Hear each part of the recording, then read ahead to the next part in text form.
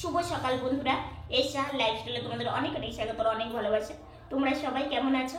আশা করি তোমরা সবাই খুব ভালো আছো, আমরা ভালো আছি। আজকে হচ্ছে শুক্রবার আর এখন বাজে 9টা 3। তো নতুন দিন, তোমাদের সঙ্গে নতুন একটা ভিডিও শুরু করলাম চায়ের কাপ নিয়ে। তো সকালকার ব্রেকফাস্ট হয়ে গেছে, ফ্রেশ হওয়া হয়ে গেছে। তো এখন ভাবলাম যে চাটা খেয়ে নিই। আর হচ্ছে বোনের স্নান হয়ে গেছে, তো বোন এখন সবজি আমানি করবে, তারপরে রান্না বসাবে। তো মা বলছে যে রোজ রোজ সকালকার খাবার খেতে অনেকটা দেরি হয়ে যায়, সেই জন্য দুপুরকার ভাতটা খেতে পারি না। তো মা বলছে যে আজকে সকাল সকাল একটু উঠে সকালকার ব্রেকফাস্ট করে নিয়ে একটু রেস্ট নাও, তারপরে দুপুরকার খাবার খাবে আর কি। তো সেই জন্যই তো সকাল থেকে সারাদিনই সঙ্গে থাকো আর ভিডিওটা দেখতে থাকবো। একদিকে ভালো করতে গেলে আর একদিকে খারাপ হয়ে যায়। সেটা হচ্ছে সকাল সকাল ব্রেকফাস্ট তো করেছি, কিন্তু রান্না বান্না করতে একটু দেরি হয়ে যাচ্ছে। বোন বেরিয়ে যাবে, সময় মতো রান্নাটা তো করতে হবে। তো ওই জন্য বোন বলছে যে মা আমি সবজিটা আমানি করে দিই, তারপরে তুমি রান্না বসিয়ে দিয়ে দুই সাইডে দুটো বসালে তাড়াতাড়ি হয়ে যাবে। তো এইদিকে বোন হচ্ছে সজনে চচ্চড়ি করবে, মানে মা করবে আর কি, বোন না। বোন শুধু আমানি করে দিচ্ছে। সজনে চচ্চড়ি করবে, সেই জন্য সজনেটা আমানি করছে, কারণ সজনে আমানি করতে একটু দেরি হয়। আর এদিকে আজকে রান্না করবে পনির। তো দেখো পনিরগুলো আজকে বড় বড় করে আমানি করা হয়েছে। এই কিছুটা ভাজা হয়েছে আর কিছুটা এখনও কাঁচা আছে। আর এদিকে সজনে আলু পটল দিয়ে চচ্চড়ি করবে। আর এদিকে টমেটোটা তোমার হচ্ছে পনির মধ্যে দেবে আর কি। তো এই পনিরগুলো সব ভেজে নিচ্ছে। আর ওই সাইডে তোমার হচ্ছে অন্নটা বসিয়ে দেবে ভাইসোনার জন্য। অন্ন আর তোমার পনির রসা আর সজনে চচ্চড়ি, এটাই হচ্ছে আজকে রান্না হবে। তো সেই জন্যই আর আজকের এই পনিরটা না একদম অন্য রকম করে করবে, তোমরা দেখলেই বুঝতে পারবে আর কি। তো সেই জন্য একটু বড় বড় করে আমানি করে নিয়েছে। মানে রোজ তো মা আলু সেদ্ধ করে তারপরে পনির রান্না করে, তো আজকে মা ভাবলো যে না একটু অন্য রকম করেও দেখা যাক। তো আজকের আলুটা না এইভাবে লম্বা লম্বা করে আমানি করেছে। আর এদিকে পনির আর সজনে চচ্চড়িটাও হয়ে গেছে, পনিরটা ঝুলে দিয়ে দেবে আর কি। আর সজনে চচ্চড়িটা দারুণ হয়েছে। এদিকে মা মশলা করছে, মানে ঝোলের মধ্যে দেবে আর কি। তো সেই জন্য আদা জিরে বেটে নিচ্ছে, আর একটা লঙ্কা দিয়েছে আর কি, তাহলে ভালো হবে। তো মশলা করে নিয়ে এদিকে তোমার হচ্ছে টমেটো আলু এটা ভাজা ভাজা করে নিয়েছে, একটু জিরে ফোড়নে দিয়েছে। আর মশলার মধ্যে মা আবার একটু হলুদ দিয়েছে, তারপরে একটু চিনি দিয়েছে। নিরামিষ রান্না তো, নিরামিষ রান্নাতে না একটু মিষ্টি না দিলে ভালো লাগে না। তো এবার মশলাটা দিয়ে দিয়েছে, মশলাটা দিয়ে একটু কষিয়ে নিচ্ছে, কারণ মশলাটা না যত কষানো হবে তত কিন্তু টেস্ট হবে। তো মশলাটা এইভাবে কষিয়ে নিচ্ছে। আর দেখতে কিন্তু দারুণ হয়েছে, টমেটো দিয়েছে তো ওই জন্য কালারটা একদম লাল এসেছে। তো এটা হচ্ছে তোমার কষানোর পরে তারপরে জল দিয়ে দেবে আর কি। আর ফোড়নে কিন্তু একটা তেজপাতাও দিয়েছে, বলতে ভুলে গেছি। তো তেজপাতা একটু শুকনো লঙ্কা এগুলো আর কি দিয়েছে। আর তারপরে দেখো পনিরটা দিয়ে দিল, কারণ আলু দেওয়ার পরে না তোমার হচ্ছে কিছুক্ষণ আলু টমেটো ভেজে নিয়েছে, তারপরে পনিরটা একটু পরেই দেয়, কারণ পনির দিয়ে অত আর না কষালেও হয় আর কি। তো এই যে ভালো করে এবার নাড়াচাড়াটা করে নিচ্ছে। নাড়াচাড়া করে আজকে না এইভাবে করার কারণটা কি বলো তো, আলু সেদ্ধ করে একরকম লাগে আর এইভাবে করলে একদম একটু অন্য রকম লাগে। তো সেই জন্যই মা ভাবলো যে আজকে একটু এইরকম করেই করা যাক। তো বেশ ভালোই হয়েছিল, ভালোই টেস্ট হয়েছিল। তো পরিমাণ মতো একদম জল দিয়ে দিল, কারণ বেশি তো ঝোল ঝোল করবে না, একদম গামাখা গামাখা। তো দেখো আর একটু মানে ঘন হয়ে এলেই নামিয়ে দেবে আর কি। তো ওইদিকে অন্নও হয়ে গেছে, মানে বোনকে দিয়ে এসেছে, বোন আবার ভাইসোনাকে দেবে। তো আর আজকে বোন তো ভাইসোনাকে ভোগ লাগিয়ে বেরিয়ে গেছে, কিন্তু আমার এদিকে বিছানা আজকে গোছানো হয়নি জানো তো, কারণ আজকে বিছানা গোছাতে না আমার একটু দেরি হয়েছে।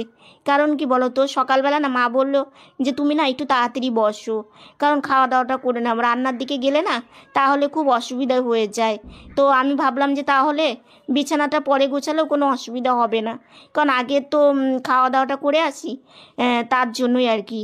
তো ভাবলাম যে থাক, মাকে আর গোছাতে হবে না, আমি গুছিয়ে রাখি। কারণ মা ওইদিকে রান্নাবান্নার পরেও তো বাসন গুছিয়ে রাখা, বাসন মাজা, রান্নাঘর মানে লেপা, অনেক কাজই থাকে আর কি। তো সেই জন্যে আমি ভাবলাম যে যতই মানে শরীরটা খারাপ থাক আমি বিছানাটা গুছিয়ে রাখি। তো সেই জন্য আর এইদিকে মশারিটা না এমনভাবে মানে দুটো বেড করা থাকে, তো তো একদম মানে বের হচ্ছিল না আর কি, মানে জড়িয়ে গেছিলো। তো সেটা আবার অনেকটা সময় লাগলো একটু ঠিক করতে, কারণ দেখো বসে থেকে কাজ আর শুয়ে থেকে কাজের মধ্যে অনেকটাই কিন্তু পার্থক্য আছে। কারণ দেখো যেটা বসে থেকে কাজটা তাড়াতাড়ি হয়ে যায়, সেটা কিন্তু এভাবে করতে গেলে দেরি হয়, কিন্তু কিছু করার নেই, কারণ প্রত্যেকটা ভাগ্যকে মেনে নিতেই হবে।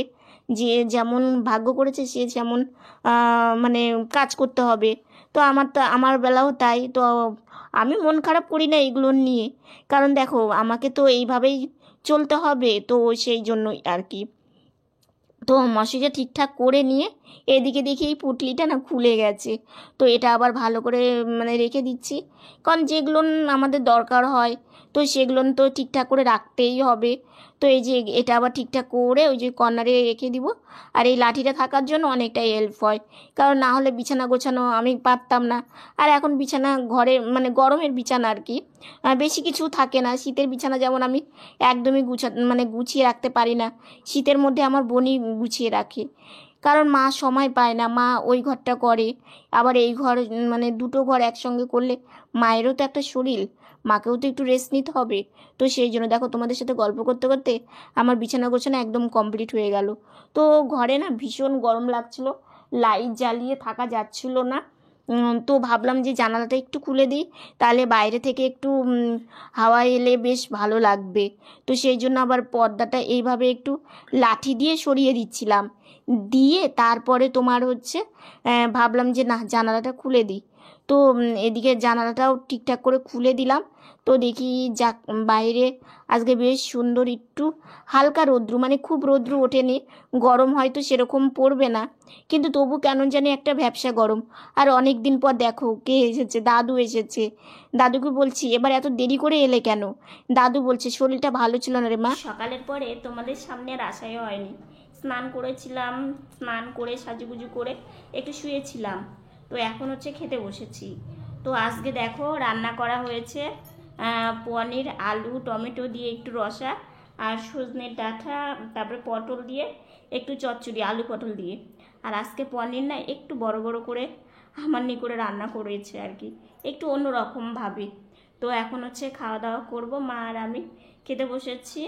তো বাবা সকালে খেয়েছে, আর বোন তো এখন আসেনি। তো বোন আসবে তারপরেও খাওয়া দাওয়া করবে।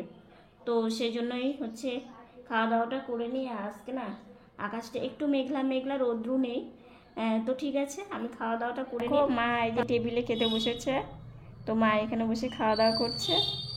আর আছে রৌদ্র নেই, তো মনে হচ্ছে একদম সন্ধ্যা মানে লেগে গেছে। তো মা কিছু বলবা? খাওয়া দাওয়া করে নিই। আচ্ছা, খাওয়া দাওয়া করে একটু বারান্দায় এসে বসে আছি। তো একটু খাওয়া দাওয়া করে আমি বারান্দাতেই বেশি একটু আসি ঘুরতে, কারণ রাস্তায় তো একা একা বেরোতে পারবো না। তো সেই জন্য একটু বারান্দায় এসে কিছুক্ষণ বসে থাকি, কারণ এই বারান্দা না দেখবে একটু হাওয়া, তারপরে একটু চারিদিকে খোলামেলা, তো বেশ ভালো লাগে। তো এইদিক ওইদিকে একটু তাকিয়ে দেখছিলাম, মা ওইদিকে কাজ করছিল। তো বেশিক্ষণ বসে থাকবো না, কিছুক্ষণ বসে থেকে বাড়ি চলে যাব। তো কারণ এইখানে তো বেশিক্ষণ বসে থাকলে একটু আমার অসুবিধে, কারণ আমার পায়ের প্রবলেম তোমরা জানোই। তো এদিকে বাড়িতে এসে দেখি মা চিড়ে মানে ঝেড়ে রেখে দিচ্ছে, কারণ খাবার সময় না খুব অসুবিধে হয়ে যায়। তো সেই জন্যই মা আগে থেকে এগুলো করে রাখে, মানে মা সেভাবে সময় পাচ্ছিল না। আর হ্যাঁ, তোমাদের কাছে না একটা কথা আজকে শেয়ার করব, সেটা কি বলো তো, ছেলে খুঁজতে গিয়ে সোনা পেলাম। ছোট থাকতে না আমার মা বাবা, দেখো আমরা তো এরকম, তো প্রত্যেকটা মানুষেরই চিন্তা ভাবনা হয় ভবিষ্যতে। তো সেটা ভেবেই একটা মানে ছোটো খাটো মানে ছোটো আর কি ছেলে যদি পেতাম গরিব ঘরে, তাহলে তারা আমাদের পাশে এসে দাঁড়াতো, মানে সেই রকম ভেবেই আর কি খোঁজা হচ্ছিল। তো খুঁজতে খুঁজতে আমার ভাই সোনাকে পেয়ে গেছি, মানে সোনার গোপালকে পেয়ে গেছি। তো এখন তো বেশ ভালোই লাগে। তো যাক, সেই জন্যই তোমাদেরকে বললাম যে ছেলে খুঁজতে গিয়ে সোনা পেলাম। তো মনটা বেশ ভালোই লাগে, ভাই সোনাকে নিয়ে সারাদিন কেটে যায়। একটু কোনো কিছু আনলে মনে হয় কি ভাই সোনার জন্য একটু না রেখে দিলে না একদমই ভালো লাগে না। তো সেই জন্য তো বাবা এখন দোকানে চলে যাবে। তো বোন ওই ঘরে ডাকছিল, তো বাবা ওই ঘরে গেল, আর মা এদিকে কাপড় চোপড়গুলো সব ভাঁজ করে নিচ্ছে, কারণ বোন তো সময় পায় না সেইভাবে। তো সেই জন্যই আর কি মা ভাবলো যে না, আমি ভাঁজ করে রেখে দিই, তাহলে ভালো হবে, বোনের এতটা কাজ করতে হবে না। তো এইদিকে মা সব জামা কাপড়গুলো ভাঁজ করে করে রেখে দিচ্ছিলো। আর না, ঘরে ভীষণই গরম জানো তো, সেই জন্য একটু ফ্যান চালিয়ে একটু রেস্ট নিচ্ছিলাম, কারণ আমি তো বেশিক্ষণ বসে থাকতে পারবো না। তো সেই জন্য শুয়ে থেকে মায়ের কাজগুলো দেখছিলাম, আর শুয়ে থেকে ভাবছিলাম যে আমি যদি মায়ের হাতে হাতে একটু কাজ করে দিতে পারতাম, তাহলে আমার মায়ের কতটা ভালো হতো। তো বোন চলে এসেছে, বোন এসে খেতে বসেছে।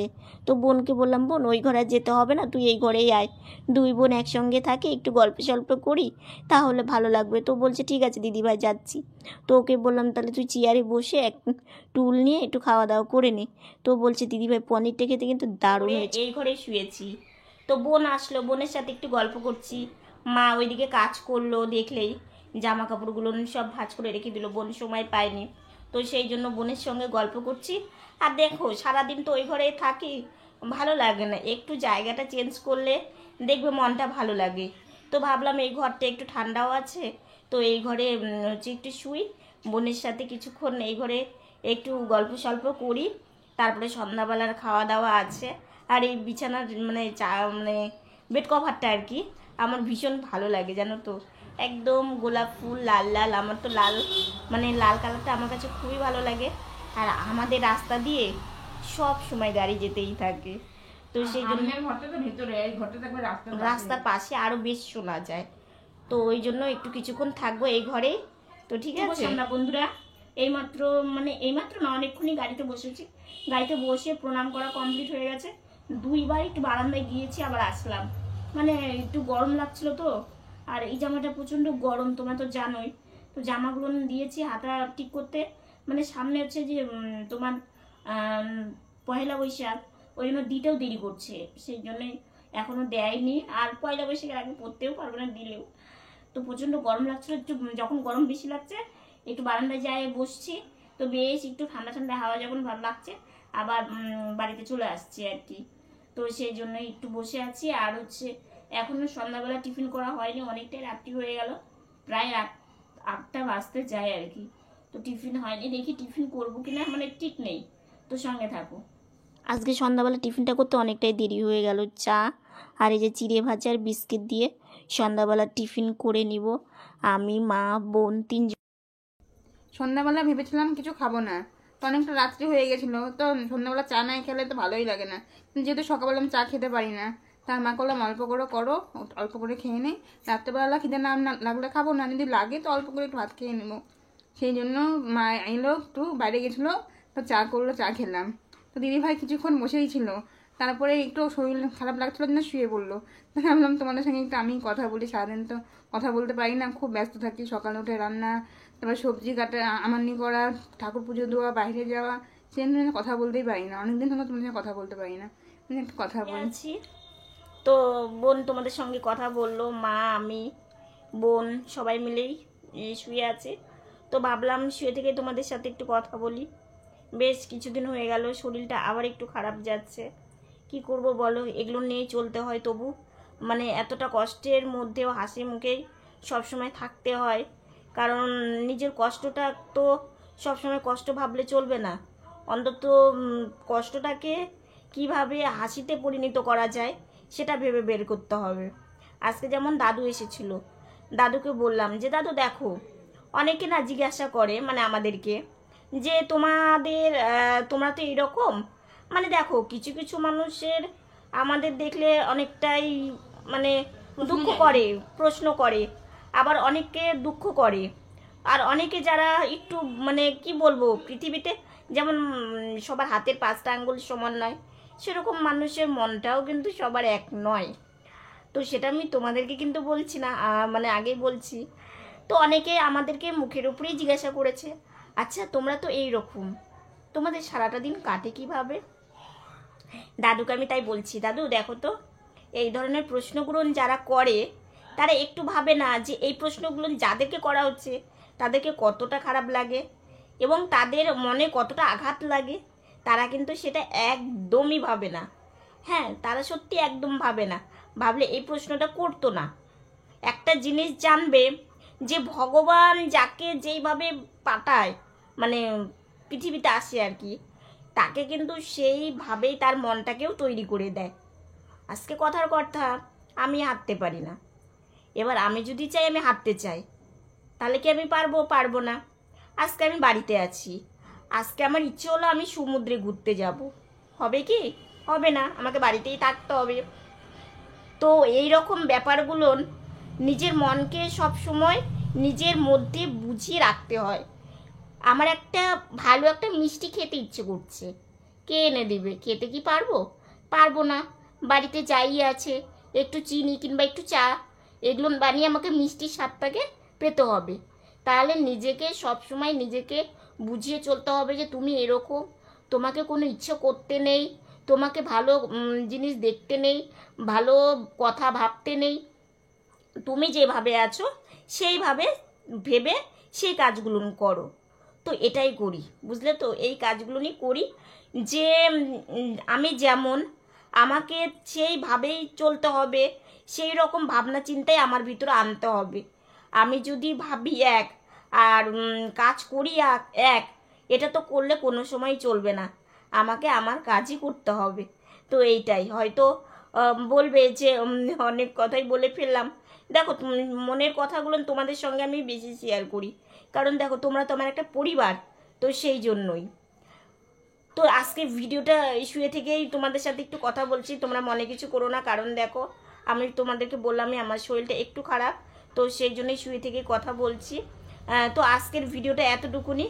নতুন ভিডিও নিয়ে খুব তাড়াতাড়ি তোমাদের সামনে আসছি। ভিডিওটা ভালো লাগলে একটা লাইক করো। Good night.